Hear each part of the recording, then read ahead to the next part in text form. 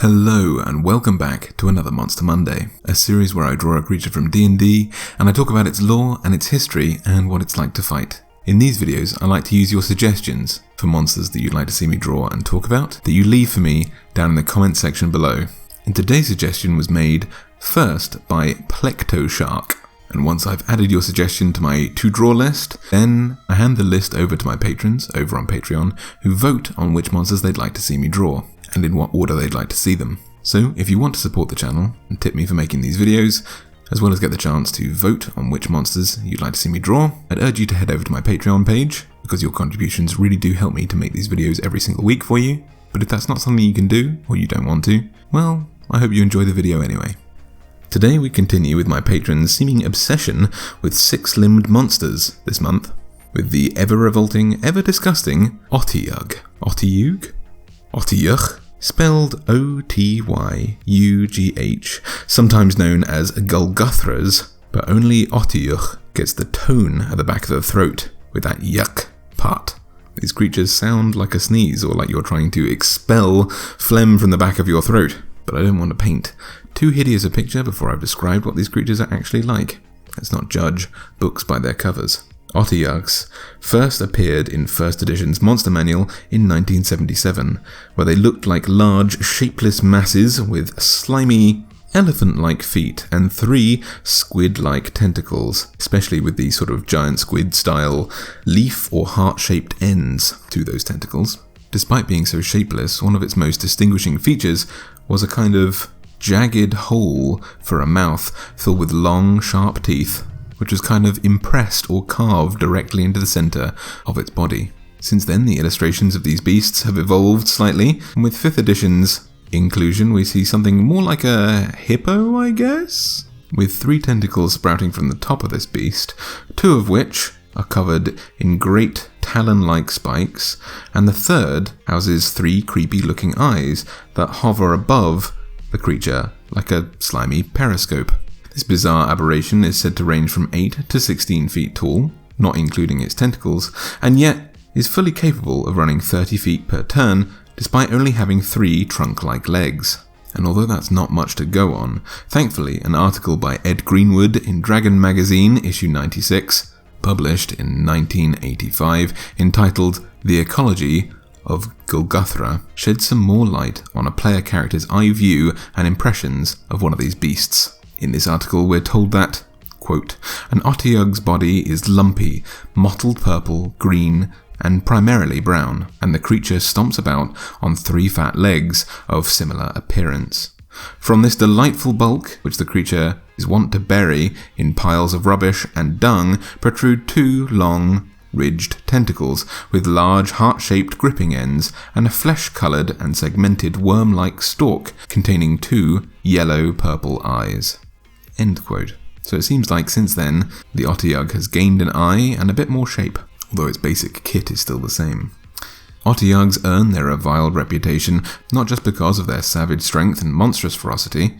At Strength 16 and Constitution 19 they put up quite a fight at Challenge Rating 5, but because of their blighted and disease-impacted feeding and living preferences. As Ed Greenwood helpfully just alluded, these creatures are most at home in a nest or mire of filth, excrement, garbage, and offal, all of which also happens to be their preferred appetite. To emphasize this behavior, the Otyugh's enormous jaw and subsequent mouth, I suppose, is actually a hinged cloaca. For those of you living in blissful ignorance of the existence of cloacas up until this point, allow this thought to invade your thoughts. A cloaca is an orifice that Wikipedia clinically describes as the only opening for the digestive, reproductive, and urinary tracts of many vertebrate animals, from which they excrete both urine and feces. It then burdens us with the delightful mental image that mating by cloaca is known as cloacal copulation, mostly referred to as a cloacal kiss. Oh god.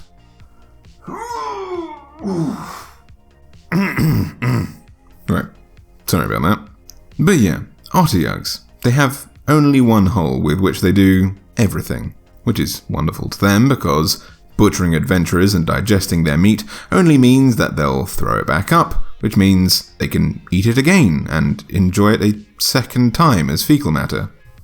Oh my god, my patrons chose this. I'm looking at you, Plectoshark. As a result of this disease-ridden maw serving so many fantastic functions, the Otyugh's bite is one of the deadliest in the monster manual, dealing 2d8 plus 3 piercing damage, followed by diseasing those that don't pass a constitution saving throw. If the disease isn't cured, the infection begins to wreak havoc on the victim's immune system, reducing their HP maximum by d10 every day which the wound is untreated, unless the disease is completely cured, that is, and this disease subsequently kills the victim if left untreated, i.e. if their HP maximum is reduced to 0. Having 3 legs and 3 tentacle-like appendages, it makes sense that the Otyugh makes 3 attacks per round. Thankfully, only 1 bite, but it can make 2 attacks with its barbed tentacles. A standard tentacle attack deals 1d8 plus 3 bludgeoning damage and 1d8 piercing damage, and grapples the target.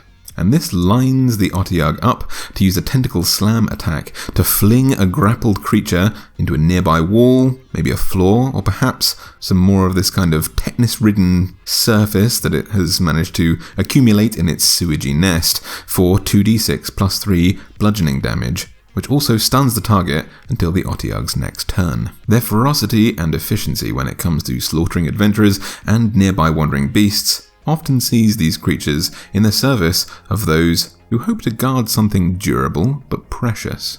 Otyughs are hoarders of all things fetid and make their nests in sewers or caves, which they quickly fill with decaying meat and filth, which only grows as they regurgitate/excrete each meal. So liches, dungeon keepers, or pirates often give their precious items to Otyughs to guard in exchange for regular supplies of garbage or perhaps corpses, depending on their line of work, for the Otyugh to grow its collection of filth. This festering monster will then place said item at the bottom of its pool of slurry and sleep on top of it. And Otyughs generally love to submerge themselves in these mires of their own creation, hiding their whole bodies underneath, basking in the warmth that putrefaction and decay grant them, blissfully unaware of the stench due to their lack of nostrils. Only their eye-bearing periscopic tentacle protrudes from their contaminated bunkers of slime to watch for intruders. Despite their preference of habitat, dealings with villains, and gruesome appetites, Otyughs aren't evil creatures. They're just really, really gross. They're true neutral creatures, and are even intelligent enough to talk in their own cloacal tongue, known as Otyugh, but they're also telepathic, up to 120 feet, and will often avoid conflict with strangers if they aren't hungry or if they're offered more filth to consume. So although an Otyugh might be offensive to all of the senses, it doesn't necessarily mean you have to fight them.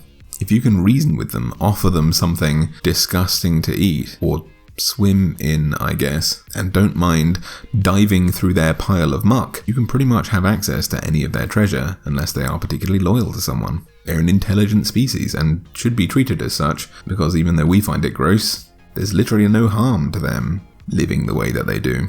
So think about that next time before you kick down the door of the dungeon, see an Otyugh, some other repellent beast, and choose to end its life. It could actually be an okay guy, despite its hobbies.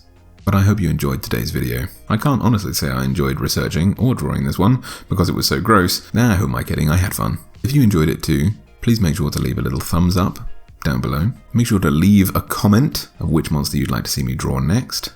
And also let me know, what is the most disgusting situation that your character has ever been in? Have you fought an Otyugh? Did you have to go swimming with one? Can you top that experience? I'll be genuinely intrigued to know. Make sure to subscribe and hit the little bell icon for notifications of whenever I make new videos. I tend to make videos every week. And if you want to have more control over the types of videos that you see from me, head over to Patreon. And if you feel like this video is good enough to tip me $1, then you can have a chance to vote on what kind of videos I make next. Backers at other awards get things like copies of every single monster that I draw each month, including this one, so you can hang this gross creature on your wall. There are also private live streams, one-on-one chats, and things like that. So if you choose to go over to Patreon and support the channel, thank you very, very much for helping to make these videos. But until next time, happy monster hunting.